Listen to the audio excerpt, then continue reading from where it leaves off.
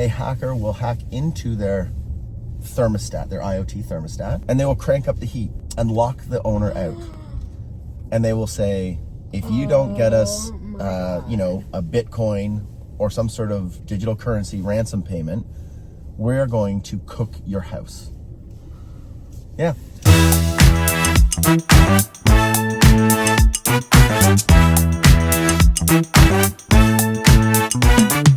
Okay, so my next guest is a managing director at Risk Strategies. He's worked in the insurance industry for 25 years, and I see him, so let's go see if we can get him in the car. Hey, you need a ride? Hey, Sharon. Fancy running into you. How are you? In my neighborhood. Very nice or to your see neighborhood. you. Our neighborhood. Both our neighborhood. And I have a ton of questions for you. Fire away. Can you tell us what cyber insurance is? Cyber insurance is a policy that comes with a suite of services to protect companies and individuals from cyber threats. Okay. From hackers, extortions, accidental release of information, data, all that good stuff. And they have a component of first party, so if there's a claim, they write a check to you, or third parties who if they write a check, it goes to not you, it goes to the third party who was injured or had the claim happen against them. So when we're talking about cyber insurance, most people think, a cyber security incident occurred. Right.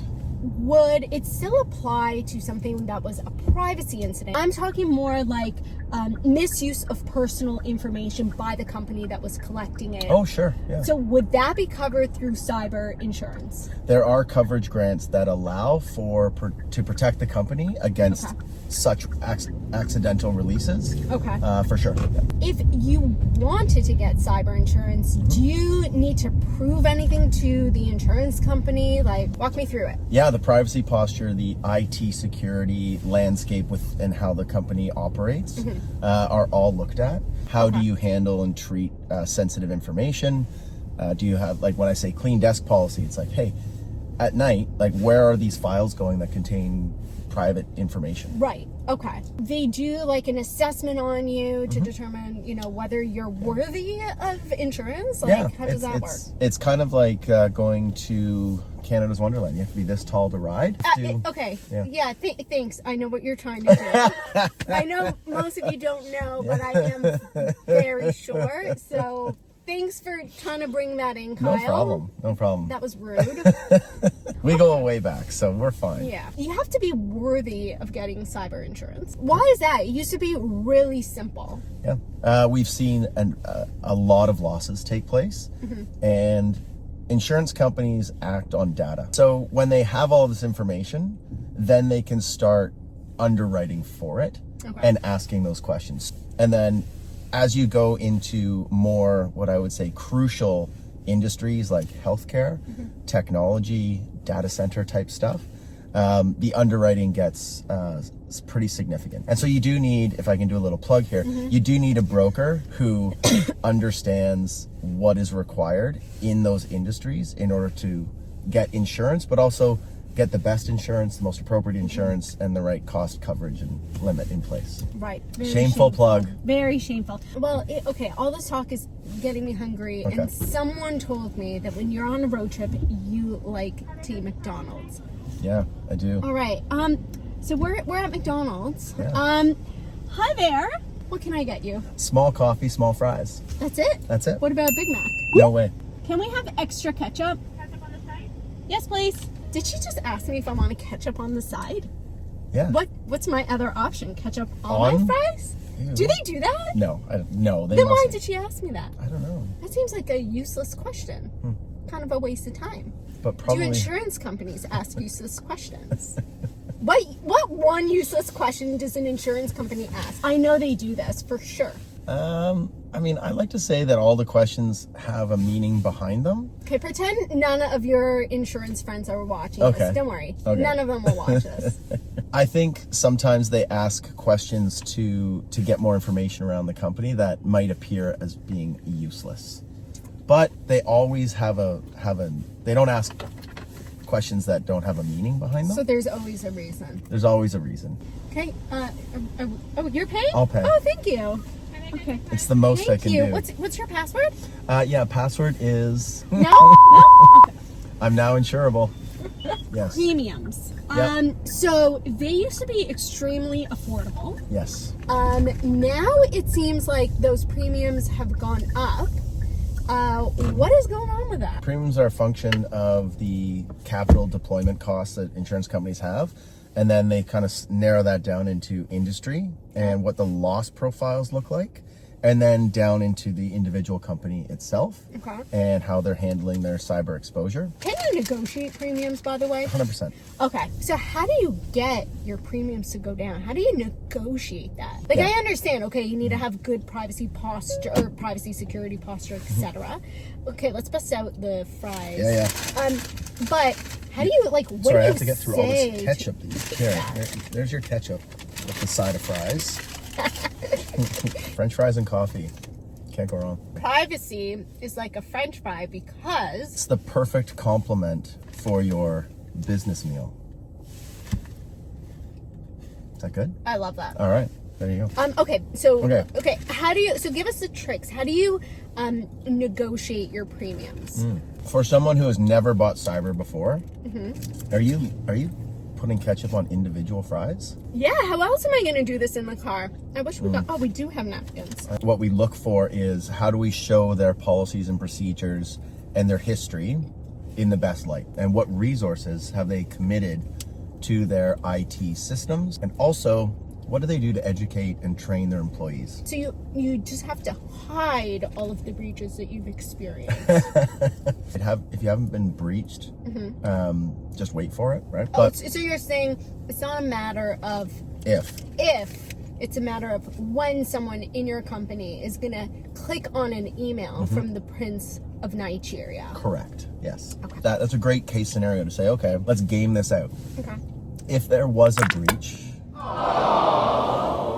what is your response? We establish what they do with their actual IT infrastructure, what would they do with their colleagues, and how they train and educate them. What I like to say is, like, the best defense against cyber threats is a really well-educated workforce and a culture of risk awareness. So it's the front end and then the back end, right? Okay. If there is a breach, how are you protecting yourself?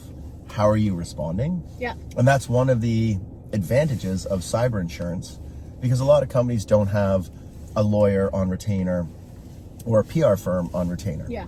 But the insurance companies do. This is where we need to, like, have a conversation. When is it a bad idea to call your broker when you may not be sure if you experienced a breach? Never a bad time to call your broker. Okay. What we can do is, let's suppose you think there might be a breach, but you don't know. So what we like to do is say, hey, there's a circumstance that may give rise to a claim. That checks the box for notification.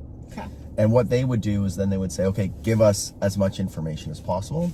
We would intake and manage the claim and probably get our client to call, we would call them to the adjuster and lay out the circumstances, and they would say, okay, odds are it's not a claim, but we're going to deploy resources to help you. Will your premiums go up in that situation? Well, great question. Thank you. Insurance companies, believe it or not, are there to pay claims, right? They are. We have had several insurers pay claims on cyber. So are you saying that cyber insurance claims are paid more than they're not paid? Do you have any statistics on this? I do not have statistics on that. 109 Moyle, our cyber practice lead here in Canada, she could probably tell you. Not a shameful plug-in. She's actually awesome. She is amazing. Okay, here's another question for you. You experience an incident, not necessarily a breach yet. If I report a breach to you or an incident, you're not contractually obligated to notify the insurer. We would take direction from you to say, Okay. we have your authority to notify the insurer. Okay. We would then discuss the pros and cons of reporting it versus not reporting it. Do you have an obligation to report it to the insurer? You must. So You can't keep it a secret. well, I mean, you can, but don't expect to get coverage 3 months later when you're like, hey, we've tried to figure all this stuff out, we can't. Now we're going to claim against the insurance coverage. Now, tell me some examples of breaches or incidents that occurred that the insurance company refused to cover. So, willful negligence, like gross negligence. Like what? Like telling us that you had multi-factor authentication, but in actual fact, you didn't have it on certain aspects of your business. One more example. Like notification, so delay in notification. So we have had incidences in the industry where a client has tried to solve their own problem. And then 6 months later, they say, okay, we have tried to negotiate with this bad actor and, you know, they're not listening to us. We can't get them the money. We're going to get you guys to pay for it now. Every time you submit a claim, does your insurance go up, your premiums? Not necessarily, but more often than not, yes. Hey, if you were doing carpool karaoke, not consulting, karaoke, which artist would you want coming in your car? Oh, Bob Dylan. Oh, that's a good one. Yeah. Do you know why so many people love Snoop Dogg's presence? Oh boy, this is going to be bad. Why? Because he's a great rapper. I've never heard of quishing. Yeah. I'm probably like the last to hear of it. For So, those of you like For those me of you that who have don't know, no idea what he's talking I'm going to about. assume that your audience is familiar with a QR code. Yeah, I think so. So you take your camera and you take a picture of a QR code, and that enters you into a different website, a portal, whatever. Okay. And they'll say, hey, get a coupon, scan this QR code. But behind the QR code is actually malicious software that allows them to enter your operating system. Oh. Yeah. And then we're from seeing there, more and more QR codes, like Yes. everywhere. Yeah. Like menus QR code. yeah, your commercials on YouTube, right? Like they'll show an ad for a company or a product, and next to it is a QR code. You're like on Carpool Consulting, and there's a QR code. Right. Yeah. Yeah. Pull out your camera. Oh, Let's boy. see. Let's see. Is he actually going to do this? It's taking me to a verified email address. Rickrolled. Playbook. Getting I hope Rickrolled. you have insurance for that. Right. This has been going on for years. They find the most vulnerable place within the network to attack. Okay. And a lot of the times, it's actually through the most unexpected ways. There was a claim in the industry where they came in through the IoT connection of the company's aquarium. Wow. Talk about phishing. Yeah. Oh. Yeah, we've seen that. And like, you know, HVAC systems, the Target hack ages ago actually came through their provider. So when we have subcontractors who are going into large Fortune 1000 companies, they get a request for insurance, right? They send it to us, we review the contract, and it says, oh, you need to carry cyber insurance. And they're like, but we're hammer and nails, right? Yeah. But the company is so concerned that if they ever plug into a system, that they're not covered. So we're gonna play a game. This is gonna be so easy for you. Don't look at it. All right. On a risk rating from 1 to 5, 1 being the lowest, 5 being the highest risk. Okay. Your IT guy naps through every cybersecurity training session because he says hackers would never dare target us. Do we call this optimism or denial? Ignorance is bliss.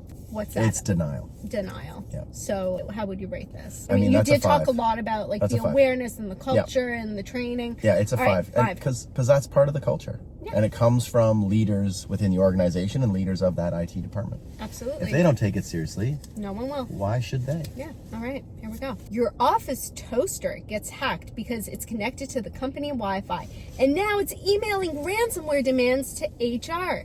Is this a crumb size risk, or are we looking at a full-blown risk? You're looking at a full loaf of risk. Oh. Yeah. And who buys an IoT toaster? Don't shame those people. Don't yuck rude. my yum. Yeah. Yeah.